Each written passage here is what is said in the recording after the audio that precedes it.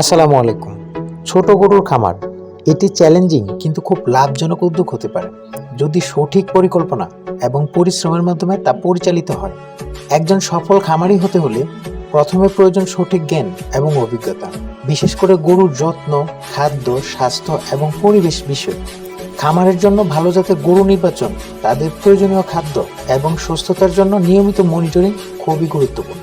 একজন সফল খামারি প্রতিদিন তাদের ব্যবসায়িক দৃষ্টিভঙ্গি থেকে বাজারের চাহিদা বুঝে কাজ করেন এবং অন্যান্য উপাদান থেকে আয় বাড়ানোর জন্য সঠিক ব্যবসায়িক পরিকল্পনা অপরিহার্য।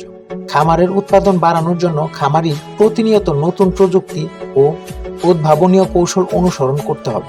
একটি ছোট গরুর খামার পরিচালনা করতে হলে শ্রম, সময় এবং বিনিয়োগের পাশাপাশি আত্মবিশ্বাস ও কঠোর পরিশ্রমও প্রয়োজন।